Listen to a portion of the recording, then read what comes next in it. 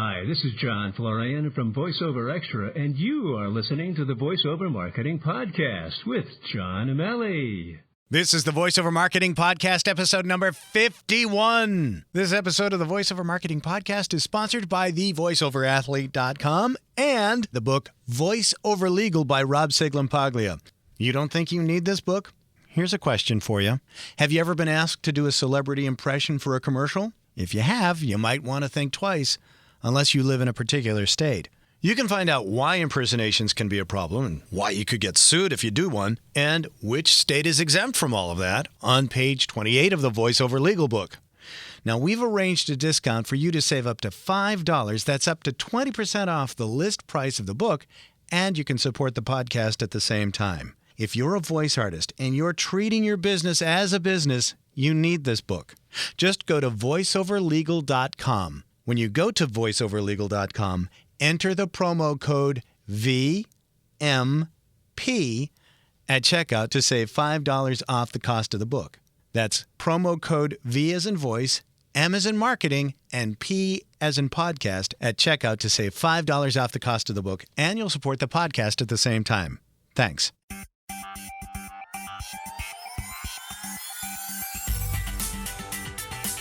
Hey there, it's John. Thanks for spending some time with me today. I do appreciate it.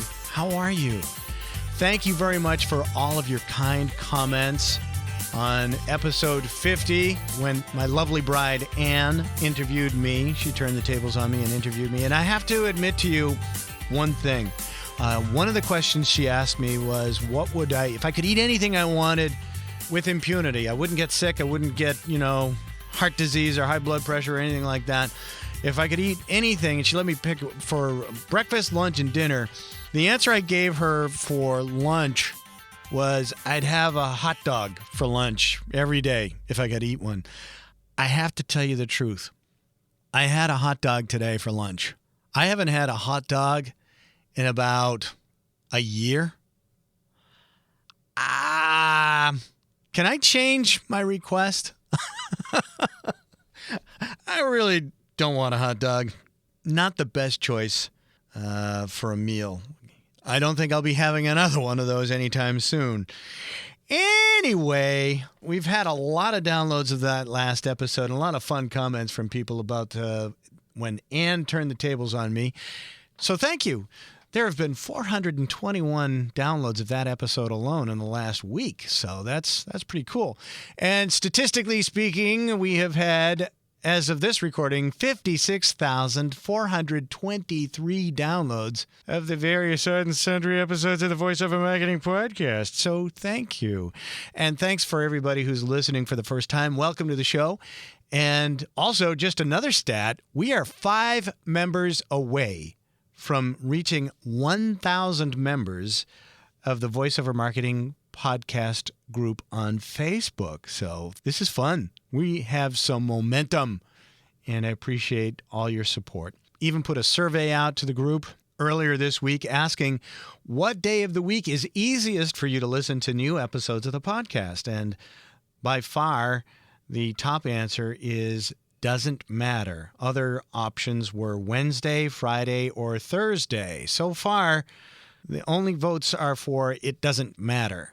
If there is a particular day that you like to listen to new podcasts or more likely to listen to a podcast, feel free to weigh in at the VoiceOver Marketing Podcast group on Facebook. If you're not a member of that, feel free to ping me, let me know. I do look at all the people who request. I look at your profile to make sure that you've got some interest, at least an interest in voiceover or the performing arts or audio production in some way, shape, or form.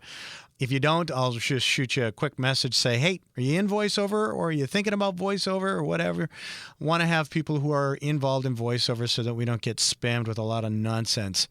I've had to kick some people out because they've posted. We don't have too much of a problem, and I'm kind of going off topic here, but every once in a while we'll get somebody who wants to just hammer away at some weird cause, and I don't know why they choose this forum to express their opinions about, I don't know, Australian fire ants. Just making that up off the top of my head. What Australian fire ants has to do with the voiceover marketing podcast?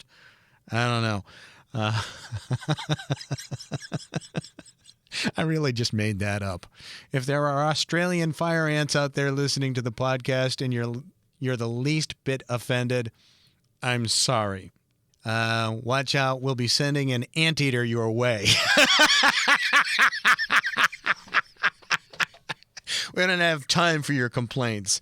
Anyway, my guest today for this episode of the podcast, it's been a long week. My guest today for this episode of the podcast is Erik Reynolds. And in this episode, you're going to learn how Erik has, as we call them later in the podcast, we define them as the rules of engagement. Erik's done an excellent job of defining his ideal customer, and it's come after some trial and error, some hard lessons learned. We share some stories about that. We also learned that Erik will turn down business that goes against his principles and his, as we've called them, rules of engagement. And he also shares a really neat resource toward the end of our interview about a rate guide. And we have links to all of this good stuff posted in the show notes of this episode. I really enjoyed my conversation with Erik. And thanks to Mike Broderick for suggesting that we interview Erik. Mike, thank you. I hope all is well with you. For you, I'm sorry that the Red Sox didn't do better in the playoffs. So that's it for another season, and Big Poppy's off to retirement. So anyway, Mike, you know what I'm talking about. Other folks don't know what I'm talking about. But anyway, thanks again, Mike. Appreciate your participation in the group as always.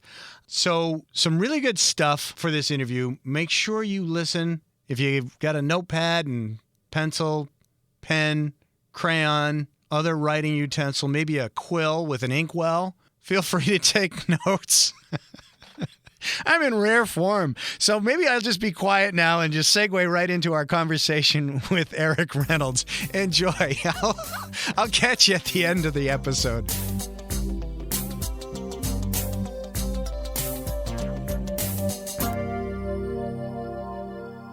Well, welcome back. As I mentioned in the first part of the program, my guest today is Erik Reynolds. And Erik, you were recommended as part of the Facebook survey for someone to be a guest on the program because of some of the marketing techniques that you do. So thanks for being on the program today. John, it's great to be here, and I'm either excited or sorry that I pulled the wool over somebody's eyes, but it's flattering to be recommended, and hopefully it can be helpful to somebody. Yeah, that's great. Just to let everybody know a little bit about Erik's background, he's been using the microphone to communicate on stage, on the air, and in the booth for more than 20 years. And in addition to being a full-time voiceover talent, he's also a professional musician, and he currently serves as the music director in residence at, correct me if I get this incorrect, Vive les Arts Theater in Killeen, Texas. Is that correct? That's probably the best I've ever heard it said, to be honest. Vive les Arts. Anyway, theatre. Yeah, Texas, so of course we butcher it down here.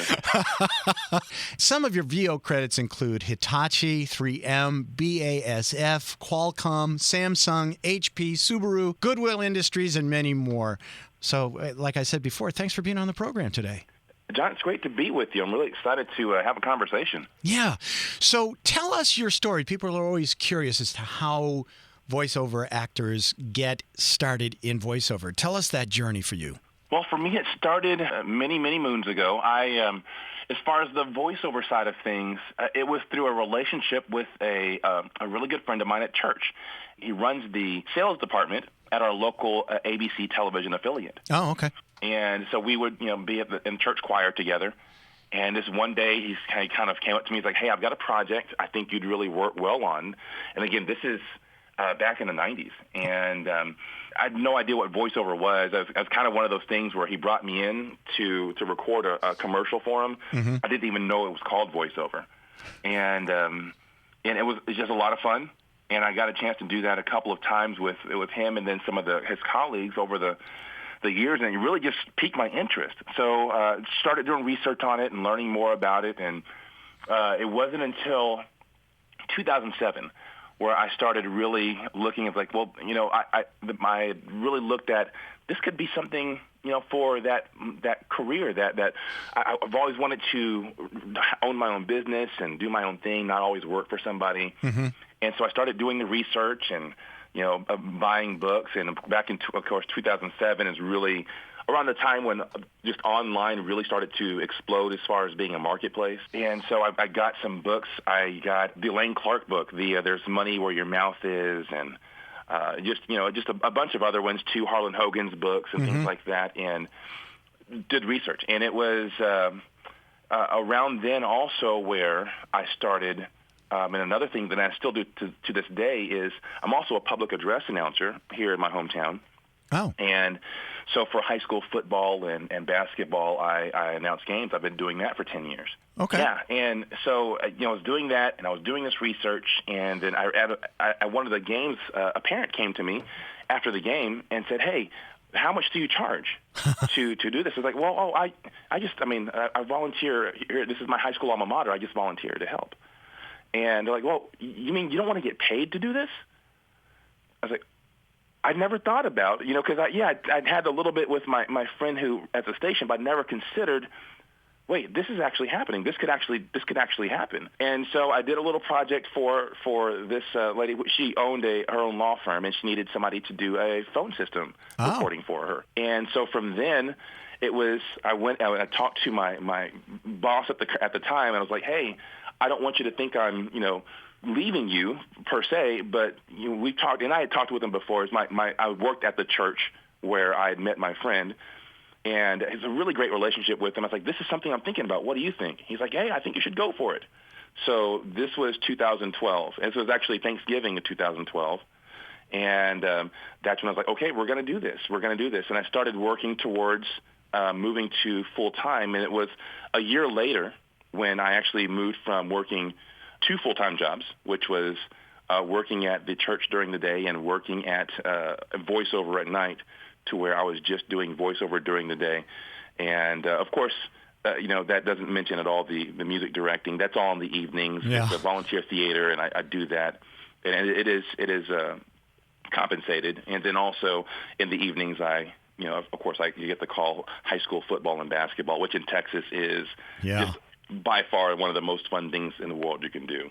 There's so much that you shared in that story that I just want to pull from for a second. First of all, you did your research, and that echoes a lot of what Kelly Carruthers-Buttrick shared in her interview a couple of, maybe 2-3 episodes ago.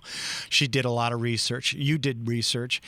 You've invested in your career. You bought books. You've done training, I'm sure. Yeah. Worked with coaches.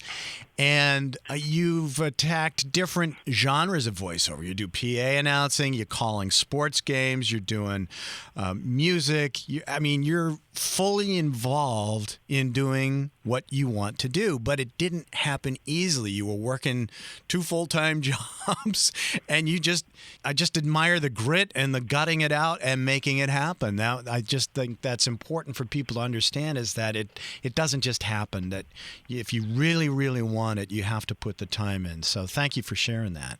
Yeah, and I appreciate it. I say that I started in 2012. Really, I started in 2007. It was in 2012 when I started working towards the very specifics of how to make the business work and how to land clients and things of that nature. That's when I first got my first coach and was doing things along those lines. So for me to start in 2013 full-time, it really started back in 2007 for me. Yeah, and I think you'll find that that's the case for most folks, is that they, it's very, very rare when someone just comes directly into voiceover. They don't come out of school and become a voiceover talent 99% of the time. Right. It usually takes a bit of a journey. It took me about 10 years after I got out of college to when I got my first full-time radio gig, and there were plenty of steps along the way there, but there was always the eye on that goal, and you did what you had to do to get to where you wanted to be. Yeah, and John, it's even having all the years from 2007 to 2012 before I really began to develop the business side of things. It doesn't mean that since 2012 until now, in late 2000 or mid to late 2016, it's been easy. Yeah. It's still a lot of hard work. I mean, there's no overnight success story here. I know. Actually, I was talking to a colleague. We were having a conversation about marketing, and they had brought that up. Like, man, it just seems like they're just like all of a sudden everything just exploded for you. I was like, well, that's cute, but gosh, please don't discount the 7 years of Right. of work that I put in ahead of time to make sure that I was prepared when the client finally said yes, or when the door actually opened and when the opportunity presented itself. I was just prepared, and I've worked really, really hard to be there. That's so key. I mean, I frequently say luck is when preparedness meets opportunity. Yeah, absolutely. And you're right. It's not an overnight success. One of the reasons why your name came up as someone who they wanted to be as a guest on this podcast was of your marketing and your direct mail marketing. And just before the interview, we were chatting, getting set up for the conversation. And you said, yeah, you do a lot of email marketing and you do stuff on LinkedIn. Are there some things that you can share with us about how you approach email? Because I frequently get asked about email, whether or not they should attach a demo to the email. Should they do it cold? How do they avoid being spammed or spamming other people and stuff like that? What's your philosophy behind email marketing? And how do you go about it? Well, my philosophy behind it is really with anything. And before I say anything else, it's not that I don't believe in other types of marketing, or I don't think that a lot of social media or direct or cold calling, I'm sure they work well. I just found what really works well for me, and I've really worked hard to make sure that I've put a system together for myself that provides results. But as far as my email marketing, the idea is to really make it about the potential client more so than about me.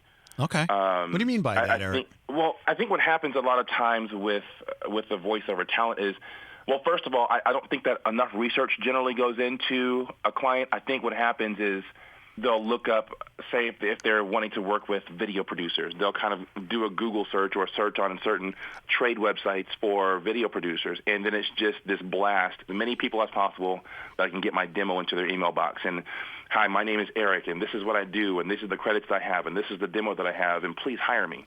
Yeah. Well, you imagine that somebody that's receiving that, or at least I do, they're probably in the same position I am, in that they've got this passion project that is their business. Even if it's that they own it, it's the creative industry, so there's passion behind it.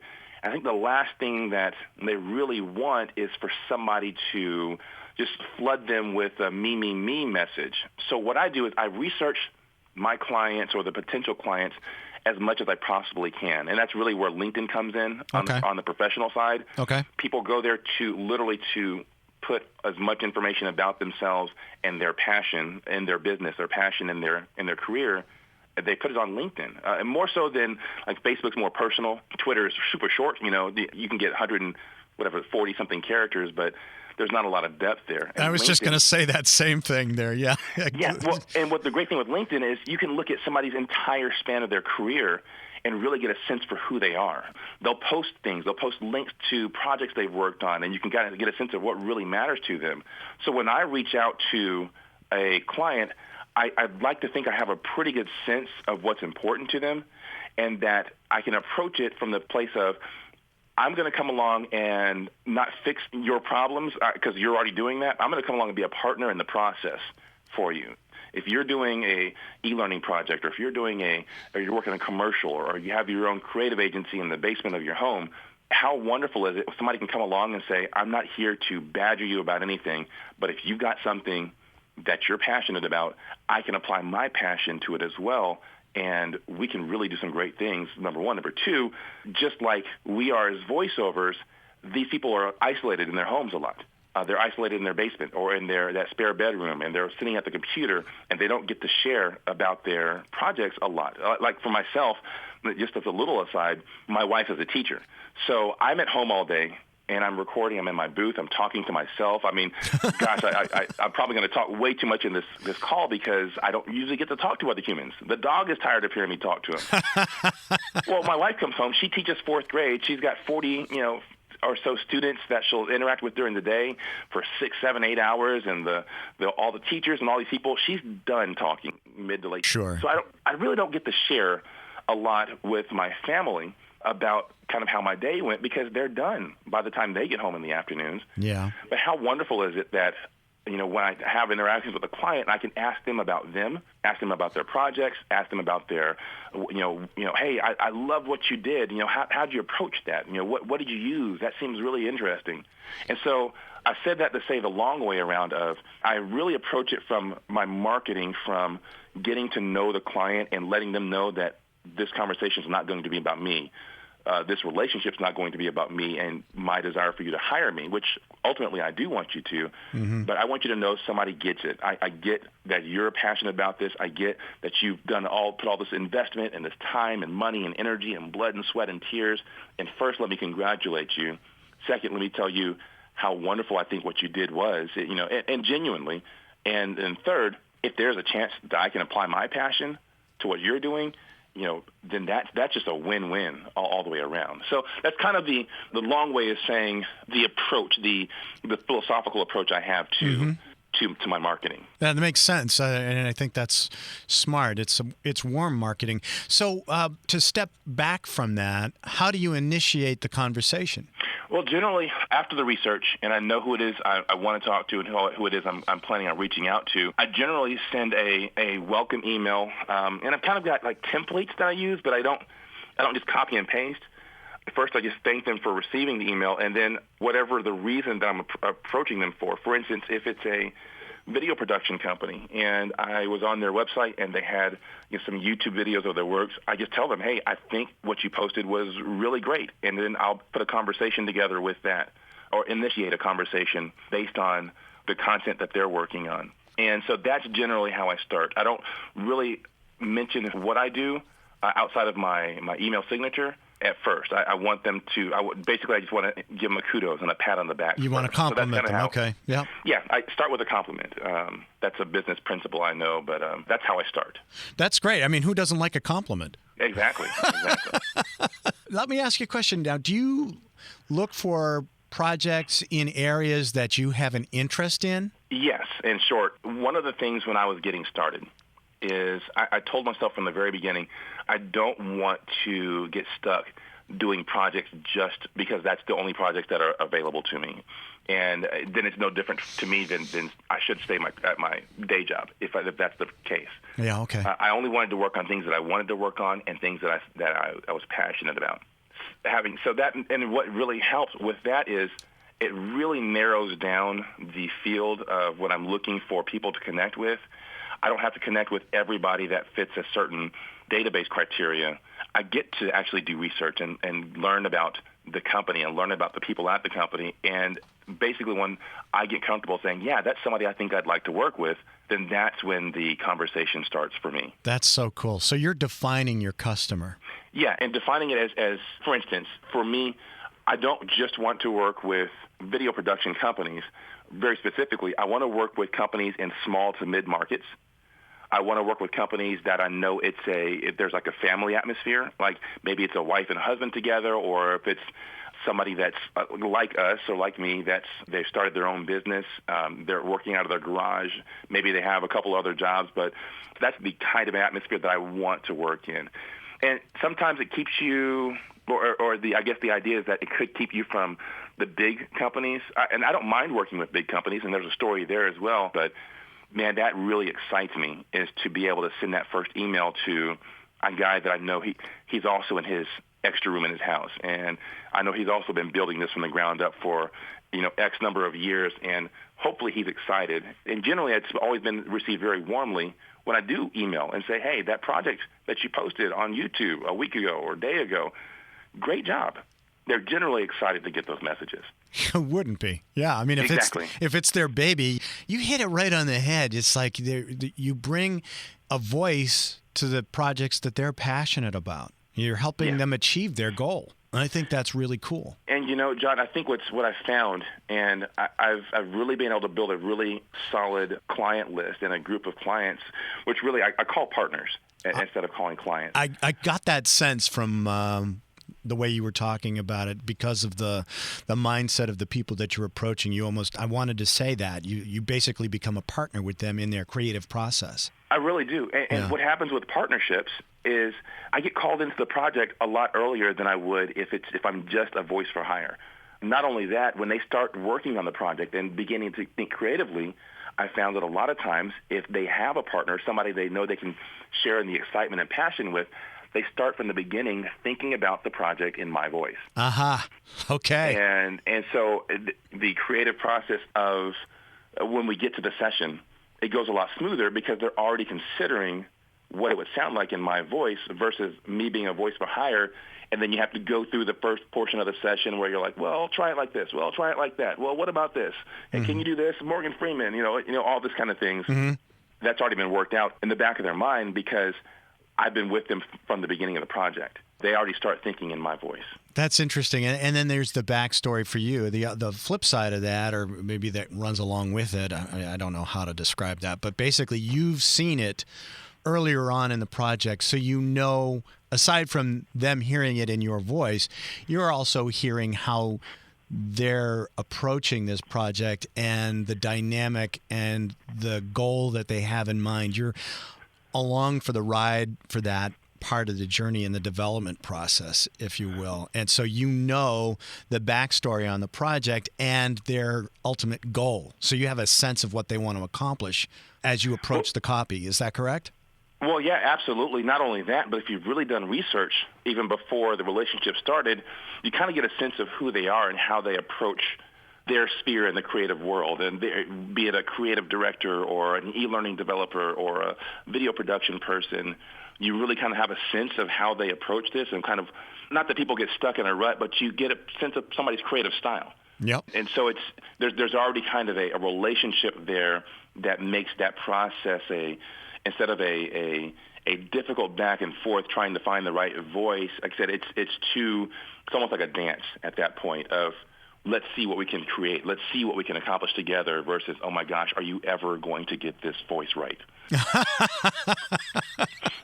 Yeah, I mean, if you talk about building in repeat business, if they're starting to write with you in mind, it's so much better to work with a client that you've already got than to try and chase new business all the time. Well, and over 75% of my business each month is repeat business. And one of the great things about focusing on the smaller companies and the more mom and pop or the I'm in my garage starting this thing up is I've had several conversations at this point with where I've reached out and say a production company about a partnership. And like, well, we've never worked with a voiceover before. How would that even work is the response I get. Okay. Especially when you're talking about small markets or smaller companies. Well, and then I get to help them through that process of, well, this is, I've been doing this for a while. This is how the process would work. This is how you include voiceover. This is how you increase your value in your market by having professional voices. Here's other voices I can introduce you to because, of course, I'm not the only voice you'll ever want to use on projects. So from a business standpoint, that's great that they consider you all the time when you're doing it. But really on just a professional and a personal level, it's great to see somebody get that aha moment that takes them to the next level in their production. Interesting. You've talked about, you've married the concepts of LinkedIn and email. And we've talked about how you approach these folks. Can you define your client a little bit more? I mean, I'm really impressed by that in that Dan Kennedy, who's a marketing expert and somebody I've studied and learned from for many years, he gave this talk once and he said, the worst thing is having a success that you don't want. And that, if you know what I'm saying, it's like, it's like you're working with clients that you're kind of like, ugh, yeah. It would, it's so much more fun to work on projects that intrigue you. So how did you come up with your ideal client? Well, and I think I mentioned it before, for whatever reason for me, it's the Thanksgiving break. There's generally that week where the kids are off and sometimes my family will travel. That's when I generally start my business plan and marketing plan for the next year. is during that Thanksgiving break. And I haven't always been this focused as far as my ideal client. It was Thanksgiving last year, 2015, where I really said, you know what, the reason it came about was because I had a really bad experience with a really just awful human being of a client. And I broke all my own rules. When I first got started, I was not going to work with people that I thought didn't have the character or things like that I wanted to work with. And a project came up, and I was recommended to another client, and the money was good, and so I broke my own rules. And I get to the end of the project, and I was just miserable after about 3 weeks of working with this client. And so that's when I sat down and was like, okay, let me define exactly who it is I want to work with, the exact genres, but also the type of person that I want to work with. And so literally, it's in my office. I'm sitting here now. I have 2 whiteboards. One of the whiteboards, at the top half of it, is just the definition of those 4 clients that I want to work with, the genres that they're in, but the type of people as well. And so what that does for me is the genres are extremely narrow, so it makes searching for them a lot easier, for me at least. And then the type of person is also, it's not so much narrow, it's just I know what I'm looking for. I guess I can share it with you. But feel free to share as much as you're comfortable with, Erik. Well, sure. Yeah, I mean, you've worked hard to develop this for your business, so we don't want you to give away the store. But I mean, just broad parameters or whatever you're comfortable sharing. Sure. Well, I've said it many times. It's a partner. There was 4 P's, I call them. It's a partner. They have to be passionate about what they're doing, and have to be professional. And there has to be a level of performance involved. And I use performance because a majority of my work is e-learning, but I really don't like doing the very dry, just mundane, boring, robotic e-learning. And some people ask for that. Okay. And it doesn't excite me. So the clients I want them to, there's a level of, not that the voice takes over and overshadows the actual content, but allows me to use my skill set that I've worked very hard for or very hard on to help the project be the best that it can be. So it's partner, it's passionate, it's professional, and it's performer is what I'm looking for in my clients. So you get to bring some performance aspect, a part of you into the copy. Yes. You mean that? Instead of being so robotic that it's indescript. You could have just used Siri. And she's been wonderful. I love her. Yeah. She's a wonderful human being. We share an agent, but I don't want to seem so automated that there was no human behind it. I understand what you're saying, yeah. So you've got the 4 Ps, and it's so cool that you can categorize that. You mentioned rules, and you broke your own rules. Could you share one of the rules with us? Absolutely, and it goes back to my previous job before voiceover. I absolutely loved the work that I did, the people I worked with. For the most part, there was every now and then, any office, somebody comes along that just makes it more difficult to get up in the morning, and just go for it. And that was the one rule in my last 2 years at my previous job. It was really difficult. There's some really, really difficult people that had been hired. And my boss at the time, one of the most compassionate people I've ever met in my life. And he would just want to give chance after chance, let's not throw them out. Let's see if we can redeem this. But it made it so difficult to work. And as I'm leaving, I was like, you know what? I'm glad that he has that, and I'd like to think I do too.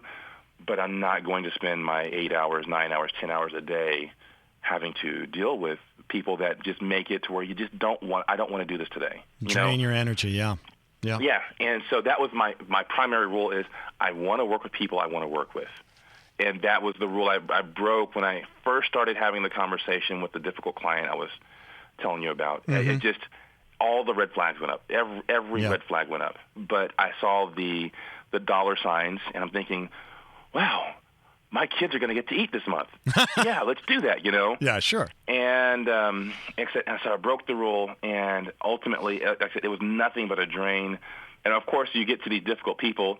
Of course, invoicing is difficult. Yeah. And everything is just difficult. Everything's difficult. So just absolutely, I broke all the rules, and shame on me for doing that. Well, you learned from it. You basically reaffirmed your rules. You were like, the money's there and all that, but then it's like they don't just stop being difficult once you've sent the voice files. Exactly.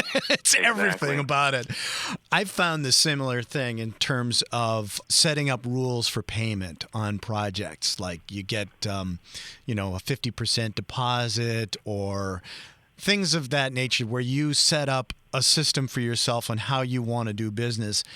And I've had similar lessons where it's like somebody says, hey, can I, instead of the 50%, can I give you 30% now and pay it in thirds? And whenever you break that rule for yourself and you cut somebody a break or you try and work with them on something, it turns into a thing. And like you said, it is a flag. And 99% of the time, you just know it's going to be this thing. Perfect example is like this guy said, hey, I want to do this project, but can I do it in thirds? And it was a referral from a colleague of mine, and I said, okay. So I said, sure, that's fine. And then it was like maybe 3 or 4 weeks later, hey, can I get my deposit back because I've decided, and you'd already set up the project file and, you've already invested time in the project. Yeah. And they just want all of it back. And you're like, well, we've spent time here already. And then it just turns into this thing. And then it's like, you know what? I should have said no. And if I would have wound up with the same result with less hassle. I didn't get that client. They wanted their money back. And I've had to, wrangle and make accommodations and all that kind of stuff. So you're absolutely right. When you set up rules for yourself, my wife Ann and I talk about this stuff. I call them the rules of engagement. I like that. I'm going to steal that one. Okay. And it's like when you set things up for yourself and then you deviate from it, you're absolutely right. You should be true to your rules because you set them up for a reason. There was something about the reason why you set that rule for yourself, and that helps you define who you want to work with, doesn't it? Well, it does, and it really helps you define yourself and how you want to be received and perceived as a professional as well.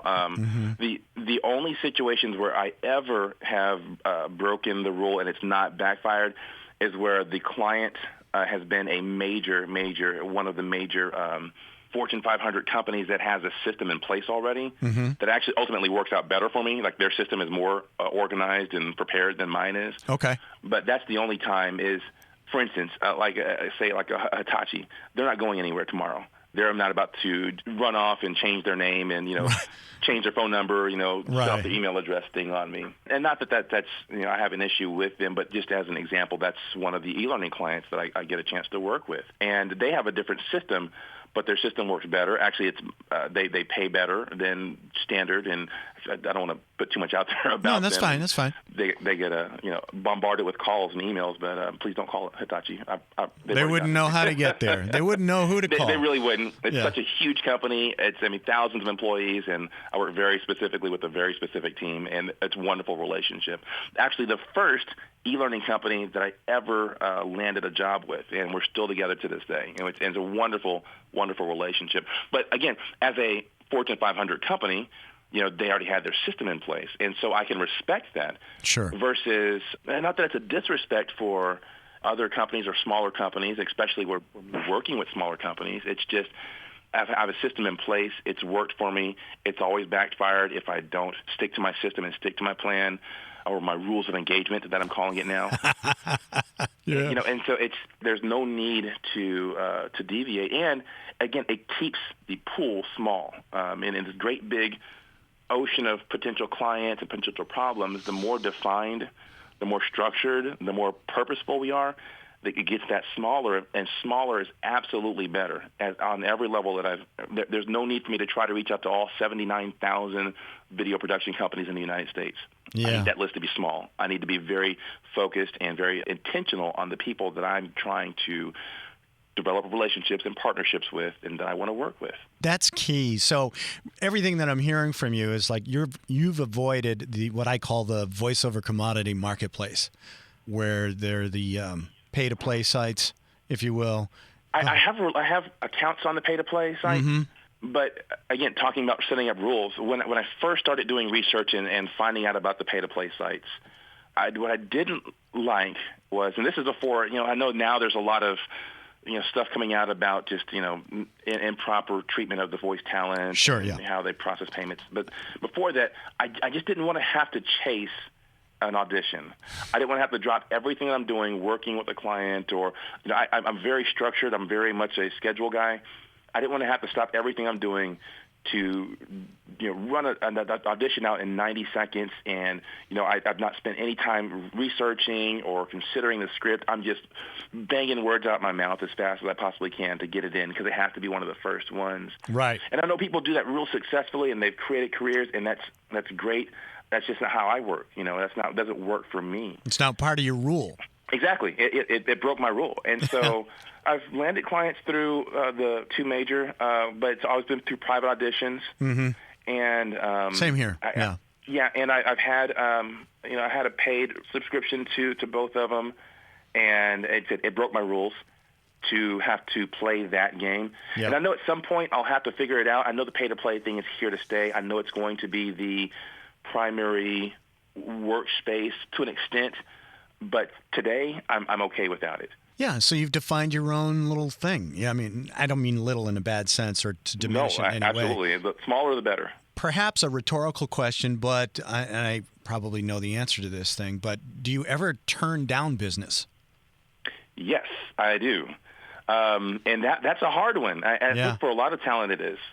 Because, I don't want to seem ungrateful, or I don't want to seem like I'm somebody that's arrived, and by no means am I any type of perfect talent, but and I know this is a PG or rated G podcast, but I got a script one time. It was a recommendation. Another client had somebody that sent me a script, and I remember my wife was sitting there with me. It was during the summer. She was off. She just happened to be in my office with me when the script came in. Mm-hmm. And I started reading out loud just as it came in. I was like, for this audition, and they put the price right in the top of the email, what they're offering, and we're like, yeah, that'd be great vacation, Yeah. And so I start reading the script, and I get in, and these obscenities and this very vulgar and very demeaning to women language comes out of this sales script, is what it was. And I guess as I was reading, I wasn't, just this cold reading.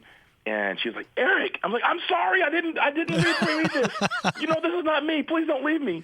Yeah. And so it was one of those things where I have a wife. I have 4 daughters. My first and foremost is I don't want them to ever have to hear my voice saying something that they wouldn't be proud of. So that's first. That's my first rule. I don't really have political rules as far as work I turn down. I'm getting more to the point to where I'm turning down work that isn't paying well. But that was a hard lesson for me, because a small town guy that I'm not part of the major industries. I didn't know what a good rate was for the longest time, even with all the research I did. And I'm a researcher. Mm-hmm. I just didn't know what a good rate was.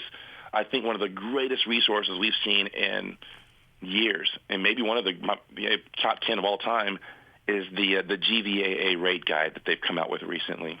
Oh, okay. It has absolutely been one of the greatest resources, because for a guy like me that's in small town Texas, when I first started looking at going full-time, my sphere was what I'd already been making in our local area. And just so you know, the local commercial area, if for radio or television, 30 seconds was $30, 60 seconds was $50. I didn't know that wasn't good. I had no other I had no other influence. Right. And then when I start looking online, I see the pay-to-play. One of them had $100 minimum. My head just exploded. I was like, baby, we're going to be so rich. One of those things, when you see that. And still didn't know that wasn't a fair compensation. And just over the years, I thought, oh, man, that wasn't fair, and I got better. And then the next year, oh, that's not fair, and I got better. It's just so great to have a rate guide now. It's really kind of a universal, wonderful for non-union talent. I'm non-union. Okay. It's great to have that as a resource that new talent, I send them to it all the time. It's like, please don't make the mistakes that so many of us have made, mostly because of ignorance. We just didn't know any better. Right. For work that's outside the, not covered by the SAG-AFTRA contract, I am a member of SAG-AFTRA, and I've counseled other people on this as well. It's like, okay, come up with a gut price, like what's the first thing that pops into your head, and then add 30% onto it. Yeah, and then that's a great idea. Yeah, and throw that number out there. And I've had it happen where you give that number, And they go, okay. And you're like, wow, I'm glad I asked for that, but I'm also kind of bummed out that I didn't ask for more. Exactly. Well, and then even because that was kind of, I wasn't the exactly what you were doing, but I was kind of going with my gut a lot. Is there were so many different rate guides out there for the non-union guys, and they were so varied. I mean, just both ends of the spectrum. Yeah. So I was just kind of like, well, $300? I mean, like I'm asking them a question, versus being confident in what I'm and what I'm quoting. Yeah. And now when I do quote, first of all, I've also developed a relationship, and there's a partnership, so there's a respect that my clients have for me as well. So I really avoid people that are intending to disrespect me with the rates. I really don't have that come across any longer. I quote them. They know that I respect them, and that I know that they respect me. So even if it's like, wow, that was more than I was expecting, they kind of many times will go to the drawing board or go back to their clients and say, hey, I underquoted you on voice talent. I didn't know that this was a fair compensation for voice talent versus, well, it'll be great exposure or, those conversations. Yeah. This could lead to future jobs down the road. Yeah, right? Exactly. Oh, we'll keep you so busy. We've all heard that. Yeah. And, you'll be heard everywhere. Uh-huh. Yeah. Yeah. I won't be there to hear it there. Exactly. Yeah, that's funny. So this has been a great conversation. I have one last question, if I could. Yeah. Because this is something that I'm always curious about, and I just started asking it in interviews that I'm doing. What's your morning routine, if you're comfortable sharing it with us? Oh, yeah.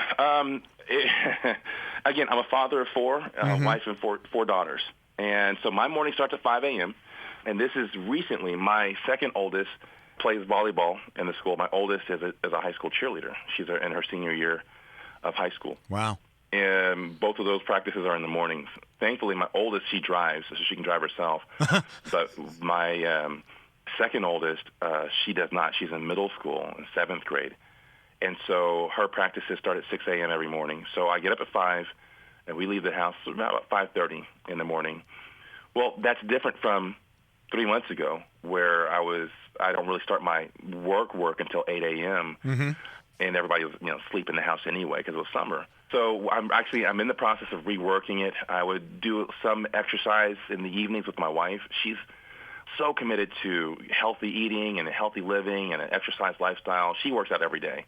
I try to make sure I do it 3 times a week and then ask God to forgive me for not doing it. Okay. Yeah. So right now I wake up at 5, get the daughter out the door about 5:30, usually back about 6:30, and then I try to get some kind of exercise or workout or morning routine.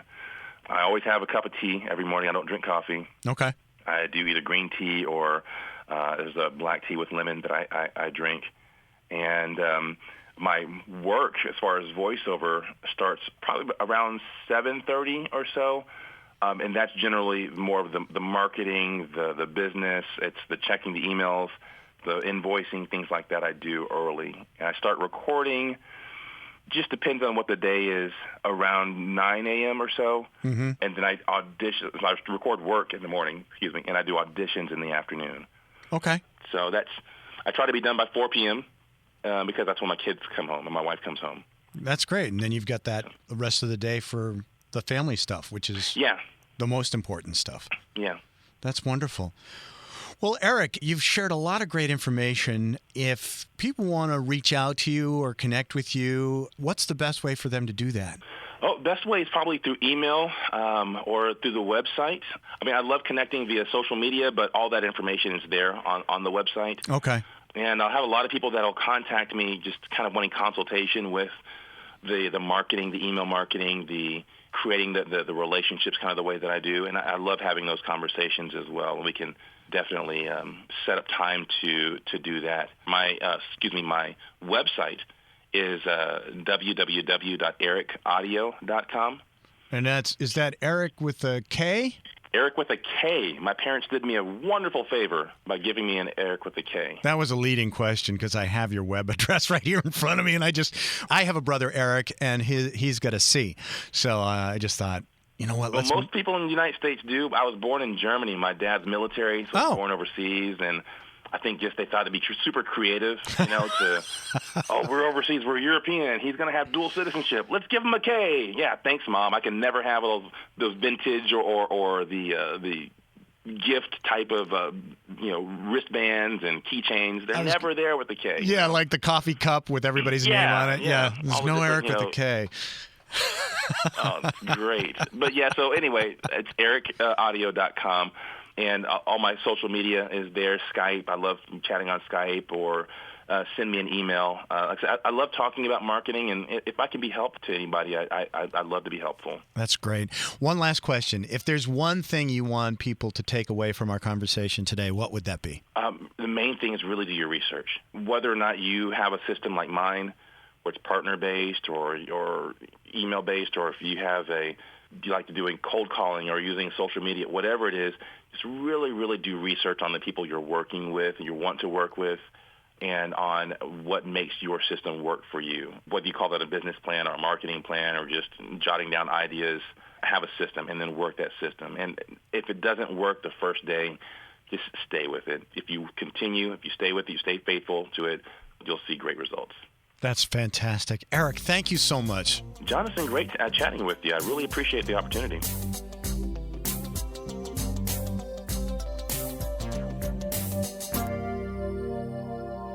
Thanks again to Erik Reynolds for his time in being a guest on the show. I really appreciate that, Eric. Great content.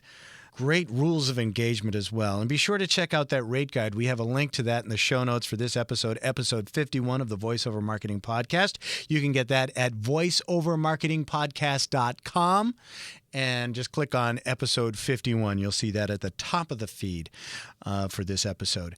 My guest next week is David Lasauskas, and Dave is known as the mobile voiceover talent. He is on the road, and we have quite a story to share with you.